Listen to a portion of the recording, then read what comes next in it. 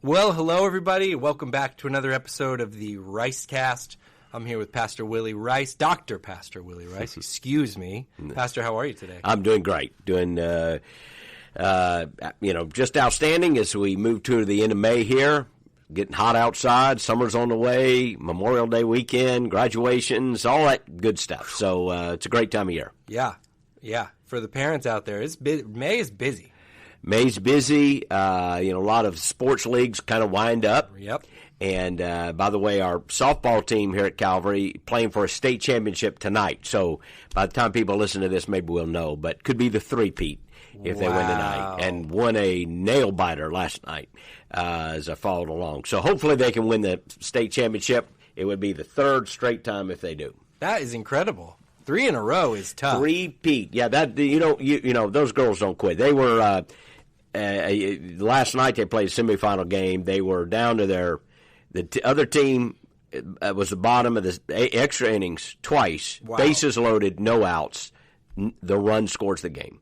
And they got out of it both times and then came back to win it in the ninth inning. Unbelievable. No. It was unbelievable. That is crazy. Unbelievable. And we were following along at home. We didn't get to go, but it was just, I looked, bases loaded, no outs. Well, I guess, had to end sometime. Right.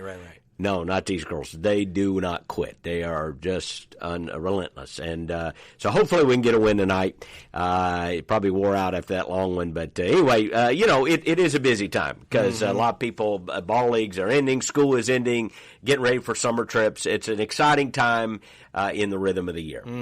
You got all the recitals, the end of the year recitals. Oh, yeah, that too. You're listening to them sing and play their instruments. Just every night. Every night you're doing something. You're like, you know what I wanted to hear was a bunch of 7th graders play the oboe.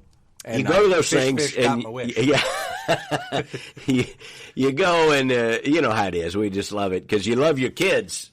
You want to hear your kids. Yes. But you have to listen to everything else for an hour and a half, and, right. and they won't. You can't really leave, and that wouldn't be nice. So you go to the whole recital for an hour 15. You're listening to.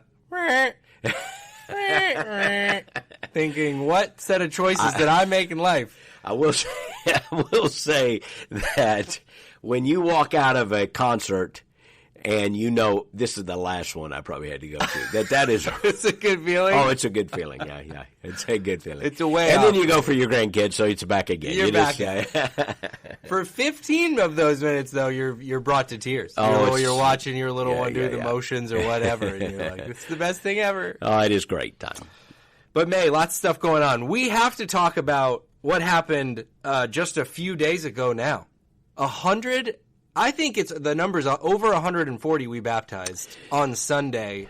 We were talking in our staff together because there were some people that walked up as we were kind of wrapping up. I don't know. But it had to be over 140 on the day that were baptized in one day. Yeah, I think I've seen 141 as a number, which will be maybe the biggest we've ever done in a day. And you just had no way of knowing that. But we've seen a great response since the spring, the Easter. Yeah. We had talked to 80 of those before the day, and then we saw a great harvest at a number of our campuses. And it was a wonderful day, and we praise God. And there are some terrific stories in there. I mean, just some amazing God stories that we were able to celebrate. So it was a wonderful day. And even just the size of the baptism, beyond that, the size of the crowd that was at the beach. Yeah. It was like, I kind of felt sorry for everybody at the beach because we were like, we were everywhere.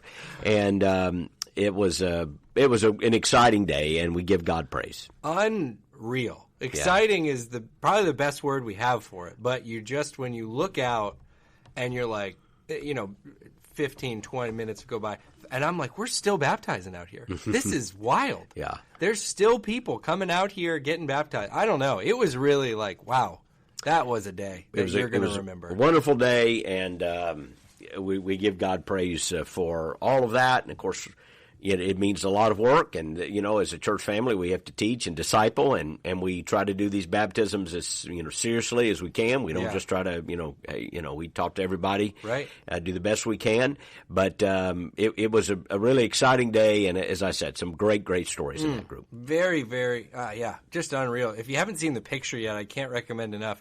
Go to Calvary, the Facebook, the Instagram. Just the group shot when you see, and at every one of those people, you said there's great stories. There's whole families out there getting baptized. You just are the implications of this day and this moment. You know, you just can't help but think, what a special thing. Yep. Ron shared one, just off the top of my head, a family had planned a whole trip around this being a part of this baptism. Right. We had a family, another group sent me, hey, this family's been in our group, and I think it was a mom and dad and 2 kids, and the whole, the family had chosen to follow Christ, and they were baptized together, and said, their group was out there celebrating, and just many, many stories like that. So cool. So cool. If you were out there, you know how special it was. Really just a memorable day for everybody. And we'll do it again here in a couple months. Do it again in the fall. Yeah, we try to do those 2 a year. And, of course, we try to baptize regularly here at Calvary. But we do those 2 big days at the beach. People seem to love that. And it gives us a chance to build up and really have some intentional conversations about the gospel and challenge people to go public with their faith. So cool. Such a great day. And, we do. In the service, it's happening all the time. Beach Baptism Day. We had a couple people in the service. Couldn't wait till the evening. Said, we're doing this in the morning, doing this right away. And so it was it was just a real special day of, I think, everybody involved. Well, that would be one you don't forget anytime soon. It was great. Just great. And we kicked off our new sermon series, which was also exciting. Very excited about this series that we've talked about, teaching through the minor prophets this summer. And but it really is exciting because these are preachers who had a great message and raised the standard. That's what we're calling it, raise the standard. And taking one a week. So it's kind of an overview of the book, a little different way of preaching. But this week is Joel, and it's going to be a great weekend. And then we just move right on through the summer, all the way to Malachi. Yeah. Joel is this coming week. I get people that listen to the podcast to say they really like when we tell them how to read ahead. Okay. So Joel. Book of Joel is one of the shorter books. I think 3 chapters in there. So one of the shorter, I think 79 verses. That's what it's in my head. But it's a pretty short book, but there's some great verses. One of the things about reading and studying these books is there's some quotations you kind of know in your head, but you're like not maybe 100% sure where they come from. Right. And then you read these probably go, oh, there it is. That's where that great verse is. Or to hear a verse, but now to hear it in its context of this prophet. So, and that's going to be the case this week as we talk about some great verses from the book of Joel. Book of Joel is what we're covering this coming Sunday. But we talked about a lot of the things happening in May. One of the things I thought we might talk some about on the podcast today, graduations are happening in May. CCHS graduation, it hasn't happened yet, has it? No, this Sunday night is CCHS. A lot of the public schools have already graduated, but CCHS graduates Sunday night. So Sunday is Graduate Sunday. By the way, maybe a quick word about the new schedule. I don't know. Absolutely. Yeah, for the summer, affecting our East Lake and Clearwater campuses. The others are the same. But at Clearwater, not only the 10:30 service, where we're having one service in the summer, and our community Bible study groups at 9 that are on campus Sunday morning, but also an 8 o'clock chapel service. Right. And that's at Clearwater. So that starts this weekend, Memorial Day weekend. East Lake going to just one worship service on Sunday at 10:30. That's exactly right. So that's all exciting. And CCHS will be having their graduation then Sunday night, but we will be recognizing high school graduates Sunday morning. At most of our campuses, I think, have somebody to recognize. Yeah, that's right. And it's such a moment, for families. We just did our kindergarten graduation, which is a significant moment, but not, so much so as the high school graduation moment. So I wondered if we could speak to a family, or maybe this will be a podcast you can share with a family who's going through this moment right now. Because there's a couple of things going on I just thought it'd be interesting to talk about. One is, you've been through this a couple of times. Your kids have all graduated high school. What is the significance of this moment? What are you as a parent feeling? How do you kind of do this transition well, right? Because for this whole time your kid's been alive, you've been hustling, getting their lunches ready, getting them to soccer practice. And it kind of can feel like all that's coming to an end. And it's a moment where maybe you've got some purpose out of this, some identity out of this. Is who you are. This is what you do. And all of a sudden, it can kind of feel like in a moment that season is over. Well, it is a significant transition in life. I often paraphrase and rip off a Winston Churchill quote, not about he didn't make it about graduations, but I like it to say that high school graduation isn't the end.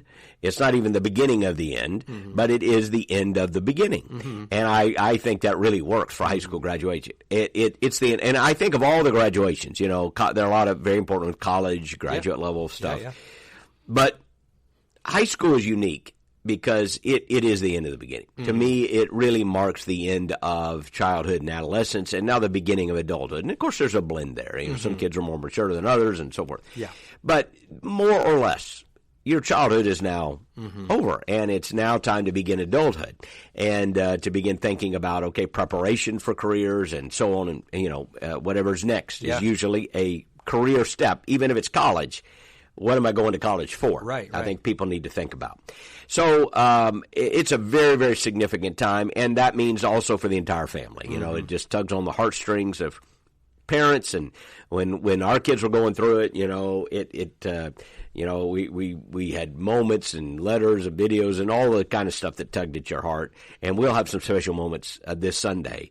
So I just think, yes, it is a transition. It is a major transition, and I think it's one that you want to mark and celebrate and understand that not everything changes, but a lot changes, and you now need to be prepared for the next chapter. Right. So if you're a parent walking through that, maybe you're a grandparent who's stepping in and in a parental role, how do you navigate this well? How do you equip, empower, encourage this student who's going through this to be thinking ahead? Where do you now are you backing off in some areas because you're saying, okay, you're starting adulthood, I need to pare back a little, but I'm also your parent and I want to be there to help and advise. And what are some of the best things you can do for a student who's going through a transition like this? Well, I think first of all, mark the transition. There are moments in life that are meant to be celebrated and marked. The Jewish culture does a great job of this with bar mitzvahs, and other cultures maybe do better than we do at some things. A couple years ago, I preached an entire series. We called it Letters from a Father, and put it in a little book called Before You Go, and I think some people can still order it. Really I haven't checked that much, but I think you can. But we put some letters and did a series, when our son was graduating about 10 years ago now. And but what about a letter? I would say to parents, what about writing some thoughts down in a letter? Yeah. It gives you a chance to put everything in perspective and say some final things and maybe give it to a child. It marks the moment. Yeah. I think in terms of ceremony, not just going to the graduation ceremony, but doing something special, whether that's a dinner out or a moment, or think about a moment even in your family where you put someone in the middle, and especially if you have a moment with grandparents around and other sisters and brothers and friends, maybe just taking some time in your family to speak to that person, to bless them. This is what I see special about you. And it can be a very emotional moment. So there are ways to build your own ceremonies, if you will, that highlight and celebrate an important moment. I think the worst thing you can do is let a significant moment pass without really marking it, without saying, okay, wait a second, this is a significant moment. Yeah. I think the second thing, of course, is preparation. And for parents, you need to prepare that things are shifting and changing. And it needs to be, you don't want to just wake up one day and say, okay, you're on your own. But there does need to be a gradual and an intentional letting go of certain strings to empower a person now to make more decisions and to have a greater degree of autonomy. Now, this changes on different situations, I'm well aware. For instance, if a child stays home, that's one thing. It may not seem to change as dramatically as it does for that family that in just a few weeks is going to drive their little boy, little girl to a college campus somewhere, and at some point they're going to unload the whole car, whatever they've packed up, and there's going to be some hugging and crying at a curb, and remember what those feel like, and getting in the car and, driving off while somebody's bawling in the car, and I started to say, and they're bawling in the dorm room, but no, they're really celebrating in the dorm room. They're happy. Of course, maybe you'll find out that the parents are actually celebrating too, It's a transition. It's happy and sad. Oh, yeah. I think you just give yourself permission and, okay, it's changing a little bit. Yeah. And, there does come a point at which you have to relax some of that, oversight, but yet at the same time you're there as a coach, as a counselor, as a confidant, to talk to your kids, to stay close to them, because that role as they move into adults shifts from, okay, let me tell you what to do, 1, 2, 3, right. to let me tell you, hey, let me be a sounding board for you. Right. You know, here's, you know, to be a counselor and to know when to step in, but also when to step back and say, you know, when they need some advice here, they'll ask for it. Yeah. And to be an encourager and so forth. So I think it's just to prepare for the shifting transition that you're going to go through. Yeah, and there really are, like you say, they're kind of two very distinctly different directions this can go. We know there's people who go off to college, there's people who join the military, and that break, I'm sure, feels a lot more. It's a lot sudden. Very stated, very, you know, I saw this person every day, we talked every day, and all of a sudden, you know, it might be a couple days between us talking. Well, I guess maybe that's a good question on that front. What are ways you can give that space? Man, it's scary for me to think that I'm going to be doing this at some point soon. Yeah, to give that space, but also to, you know, let them know you don't want to be the parent that's driving back up to the school. Just want to make sure you got food in the fridge. And I remember when we dropped our kids off at Sanford, and I was dropped off there. And 2 of my 3 kids went to Sanford. So when we were there, the last time dropping our kids off, they had a very good process. I'm sure they do now. But it was a very good process, and, you know, parents were there for the weekend. It's like a weekend, and then they have a chapel, and everybody's there. And then the president basically says to the parents, now it's time for you to go home. And really, the rest of the weekend is orientation. And really and truly, you need to go home. Like, don't stay in the hotel across. No. It's time for you to go home. And there come some moments where you do, you know, intentionally step back. But you know, I think it's just, you know, as you've intimated, it's calling, it's trying to strike the right balance. We're here if you need us. We're here for advice, but at the same time, we're now giving you a little more freedom. And of course, that changes with some situations where they're still at home. Right. And I think in those cases, you know, you still need to realize, okay, now I'm dealing with a graduate. To me, as long, and there have been a lot of issues that have come up about this, to me, as long as they're in the home, there's still a parental authority that extends. You know, there are certain things. But at the same time, you want to realize they're not, you know, an 8th grader anymore. Right. And I want to give them more freedom. And hopefully, if I've done a good job and they're in the right place, they can handle that freedom. Yeah. We were talking about that just a little before, you know, because I people I could name right now that come to mind that are going through this transition, and their plan is they are staying home and they're going to go to school. And there was a time where it was far more common that you were like, well, if you were, you know, staying at home after high school, you were kind of not ambitious, or there was this, that, and the other. But now, I mean, we all know, we feel it here in this area tremendously. I was just telling you, my first apartment was $700 a month, and $700 a month right now gets you a box on the side of McMullen Booth. So, you know, there's very practical reasons. You have people right, and some kids do, and so you just kind of have to manage that to go again. It still has shifted, it still has changed a little, and you know, again, I get every situation is different, but you want to help move them toward adulthood. You know, one of the stories that comes to mind here is, and some parents have a hard time. You know, you want to hang on.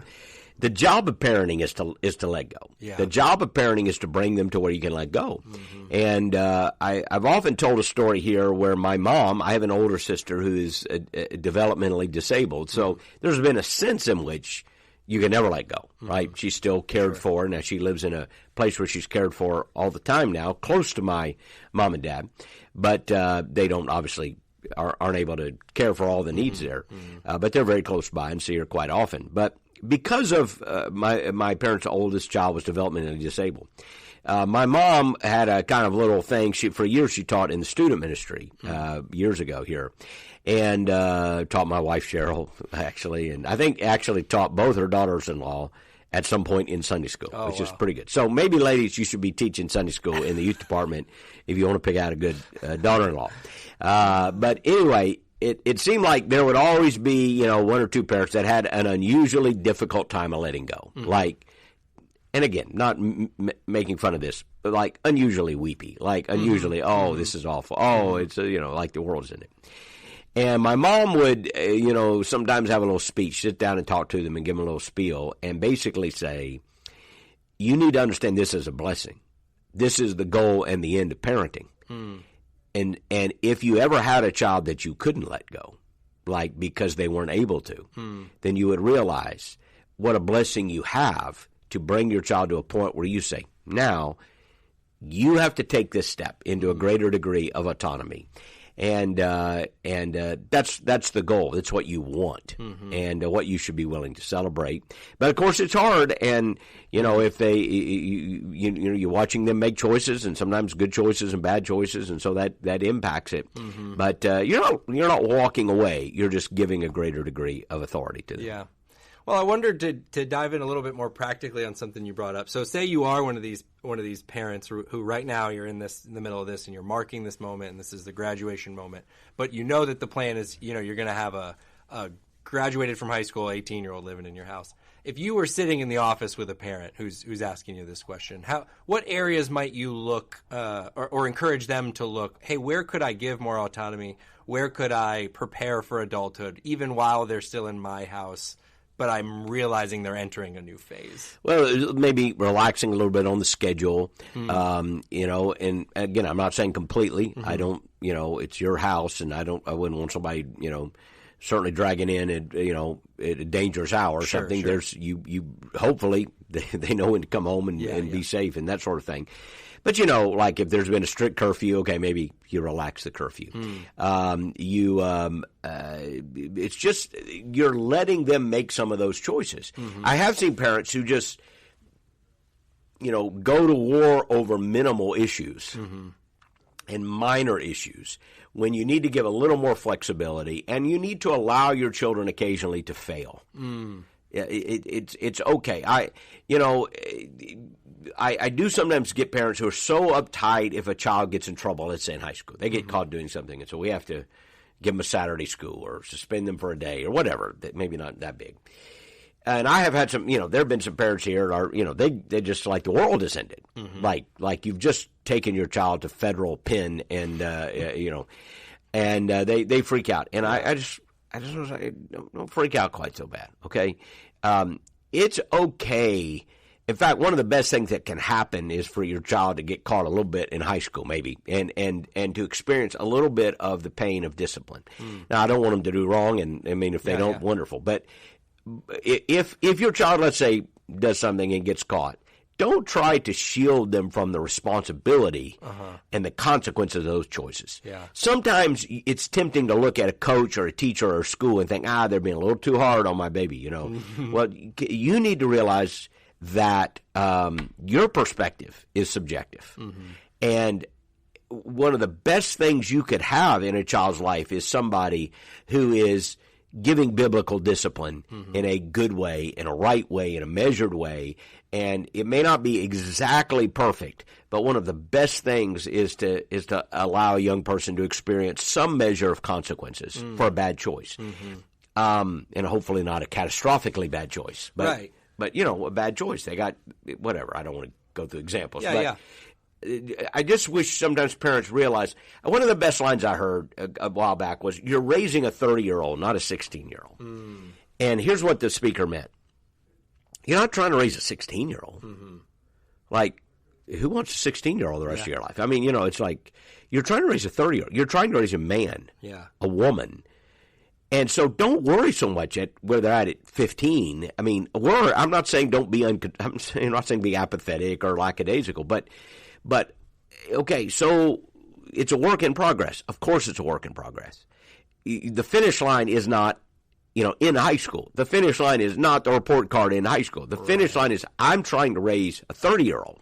I'm trying to raise a man or a woman. Therefore, lessons learned in adolescence, even if sometimes they're a little painful, can actually be very, very good things to help me raise that 30-year-old who's a grown man, a grown woman, and you really want to be around them, and they are responsible, and they understand choices and consequences, and they have personal responsibility. If they've never been allowed to experience some of the consequences for bad choices, they might be in their 30s and they still feel like they can make bad choices and not experience the consequences, and that's a very bad thing. So I always like that. You're raising a 30-year-old, not a 16-year-old. Yeah, it's really good. And you're talking about like bad choices and consequences, but you were alluding to, and I love this point too. And I think it's one of the things that scares you so much. Again, me looking ahead, I know there's parents who are right in the middle of this, but it's the failure idea. Not even so much like you did something wrong and got a consequence, as much as you did something that wasn't really thought out, or you didn't really think it all the way through. And as a parent, man, it's everything in you not to go like, they say the whole world's in it. Yeah, it's not like a failure. Or, again, grades are this way. And again, I'm all for having great expectations for grades. That's fine. I admire that. But I have seen, I will tell you, parents who a child doesn't get maybe an A, or maybe they had 2 straight A students, and then another one is maybe more of a B to student, and then they put inordinate pressure on that child, and inordinate pressure maybe on a teacher, and they get mad if a teacher writes them up. Look, I don't know any 30-year-old that is saying, "Hey, let me show you my high school transcript." Right. Like, when's the last time somebody in the 30s said, "You meet him? What's your name? What do you do?" Hey, can I show you my high school transcript? I don't care. Well, I'm a straight A. I made the dean's list. Yeah. I don't care. Yeah. I don't care. Now, I cared if you were in high school. I mean, that's a good sign. Good. But see the big picture. Yeah. Okay, so they didn't make the dean's list. Right. Are they working hard? Are they a good student? Are they making good choices? Okay. Well, they may not get into Harvard. Who wants to get into Harvard right now? Seriously, why would you want to send them to Harvard? Yeah. Like, don't, or in 100 other places. Like, we need to start making better choices there also. And by the way, I'm not saying that they can't go to a state school. We're seeing some great things happen in some of the state schools in Florida. But you realize if you're going to send them to a state secular university, there's going to be a war zone attacking their faith. So sometimes we do all this work and then we just send them off to get indoctrinated. So we need to think about those things. But my point, I kind of digress there. My point is, let's keep our eye on the big picture. Yeah, that's good. And no one cares about your transcript. And some of the parents are like, oh, if they don't get complete straight A's, they won't get a scholarship to their. You know what? That's fine. There are lots of schools. There are great educational opportunities. And you know what? Let's keep our eye on the big picture, not on the small things. And I think that's what makes this moment so hard and so daunting as a parent, is that so you've had them, you're trying to raise them, you feel like you've got this degree of control, and then they enter their kind of very late teens, early 20s. We all know it's when you make mistakes. It's when you go and you say, I'm going to get a degree in DJing, and you're like, it's probably not going to play out as a job. But when this stuff happens, and as a parent, you're like, that's coming, and you're stepping back to kind of let them make choices, and it's a daunting moment in parenting. Or they make a purchase or something. It's okay. You learn. Most of us have learned a lot through experience. Right. You want to be there as a counselor, but find that right balance between control and counsel. Yeah, it's a good reminder, like you say, in this season, hey, it's probably going to be a class they don't get a great grade on. Hey, this next season, they're probably going to buy something. You bought something in your 20s you shouldn't have bought. Yeah, you bought it. Yeah, right. Too expensive and silly purchase. They're going to do that, and it's going to eat you up, and it's going to happen, Just kind of that expectation to know this is what forms us as people. Yeah, perfectionism can be a good thing. People are, in the sense, we mean is, hey, we're driving for excellence. But your kids are not perfect, and because you're not perfect, and so I just think, again, certainly we want high expectations on them. We want to really lead them well and teach them well, and we see their aptitudes. We want to push them, but at the same time, you have to let them make their choices. They're not. You're not living their life. They have to make choices. They have to pursue. And your job is to bring them to the point where they can make good choices, and you can celebrate that. Yeah. And another big key thing, just kind of maybe as we wind down, I know they do a great job of this here at CCHS. I've seen some of the stuff they do. But if they are moving or even just in your house that they're kind of in this phase of making their faith their own, right? So this is a time where you maybe brought them to youth group, and and this is another transition. Now we might be in a moment where they're the ones driving themselves to the event. They're the ones plugging in. And you really have to watch that because, again, there's a big drop-off a lot of times, and we've seen that in the evangelical culture, which is, is not something we should be happy about. But, kids leaving high school, going to college, and we want them to get plugged in right places. So I think one of the things, if you're sending them off to school, is to even think through the idea of where you're going to church and how are we getting you to church, and do ask and do kind of set that as an expectation, but they have to make to choose it. So maybe again trying to help grease the skids a little bit, grease the tracks, I should say, a little bit, in the sense of, hey, we're making the right connections, we're getting you the information. But ultimately, you have to encourage them to make that step. Yeah. It's like I said, I just know that CCHS does such a great job. Hey, if you're going to UF, here's some groups. Here's some the Salt Church that's up there. Like, finding those places, because that can make all the difference if you're in that group as you're going through this, even if they're away from home. It makes a huge difference. So, parents, we know it can be a tough season. A lot going on in a child's life, a lot going on in a parent's life, and it kind of combines here over the next several days. So I know it'll be a significant time, but we hope also a very, very blessed time for so many of our parents and so many of our young people here at Calvary. Absolutely. And it's going to be a fun graduate Sunday this coming Sunday at all of our campuses. So we hope you can be there. I'll run through that summer schedule Pastor Willie already mentioned. We got the 8 a.m. chapel service here at the Clearwater campus, and then a 10:30 worship service in the worship center area. Eastlake, 10:30 worship service. Seminole, 10:30 worship service. Calvary Espanol, 10:30 worship service. Crystal Beach, 9 and 10:45. Business as usual up there. Think you covered it. Business as usual for Crystal Beach. the beautiful, salty air outside of your front door. That's right. Just like you always have. Well, we love you guys. Thank you so much for listening. And we'll be back here with another podcast episode very soon.